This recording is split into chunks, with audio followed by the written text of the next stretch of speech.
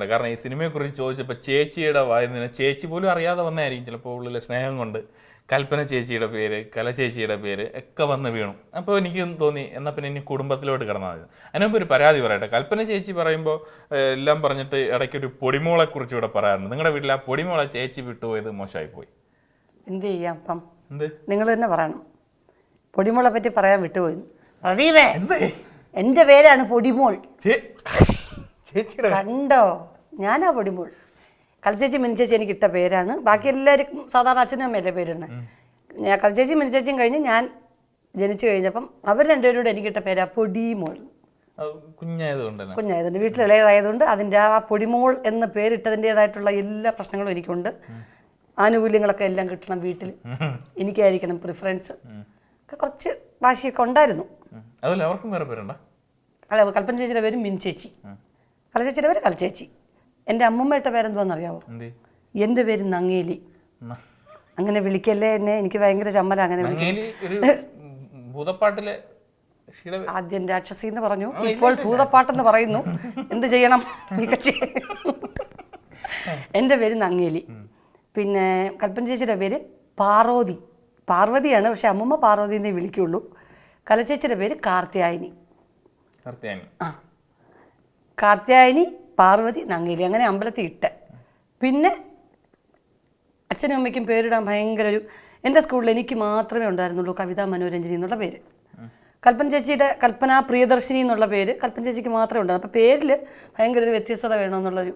കലച്ചേച്ചിയുടെ പേര് കലാറാണി എന്നായിരുന്നു. പക്ഷേ ഈ പത്രക്കാർ പലരും ഇങ്ങനെ വീട്ടിൽ വന്ന് ഞങ്ങളുടെ എല്ലാവരുടെയും പേര് ഇങ്ങനെ എഴുതുമ്പോൾ ഒരു കൺഫ്യൂഷനിൽ കലാരഞ്ജനി എന്ന് ഒരു പത്രത്തിൽ വന്നു. അതങ്ങ് സ്ഥിരമായി. അങ്ങനെ കലാരഞ്ജനി എന്നായി. പിന്നെന്താ പറഞ്ഞ പൊടിമോളുടെ കാര്യം. പൊടിമോൾ എല്ലാം ഞങ്ങൾക്ക് സംസാരിക്കുമ്പോൾ വെച്ചാൽ മറ്റുള്ള എല്ലാ വീടുകളിലും അങ്ങനെയാണോ എന്ന് എനിക്കറിയില്ല. ഞങ്ങളുടെ വീട്ടിൽ ഞങ്ങൾക്ക് പുറത്ത് പോകാൻ അനുവാദം ഉണ്ടായിരുന്നില്ല.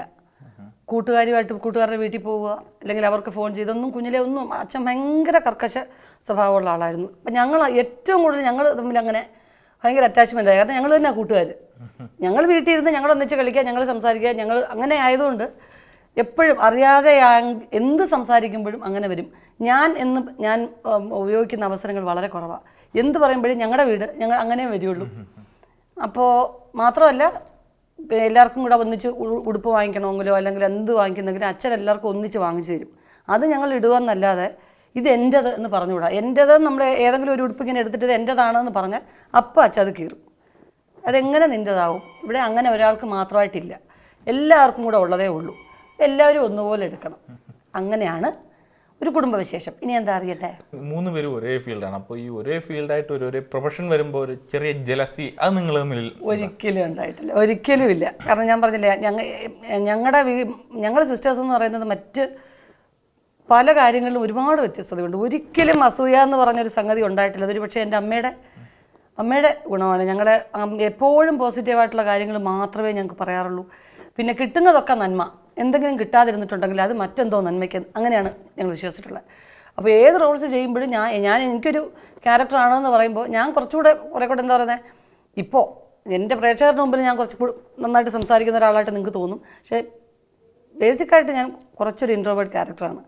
അധികം അങ്ങനെ വീട്ടിലങ്ങനെ കൽപ്പന ചേച്ചിയൊക്കെ ഒത്തിരി പറയും. ഒരു ഷൂട്ടിംഗ് സ്ഥലത്ത് പോയ വിശേഷങ്ങളോ ക്യാരക്ടർ അങ്ങനെ ഒരു ക്യാരക്ടർ ഫിക്സ് ചെയ്ത് കഴിഞ്ഞാൽ അതിനെങ്ങനെ എന്ത് കമ്മലിടണം, എന്ത് മൂക്കുത്തി ഇടണം, തല എങ്ങനെ കെട്ടണം ഞങ്ങളോട് ചോദിച്ചുകൊണ്ടിരിക്കും. കണ്ണിങ്ങനെ നീട്ടി എഴുതണോ, പൊട്ടി ഇങ്ങനെ വെക്കണോ, അതൊക്കെ ചോദിക്കും.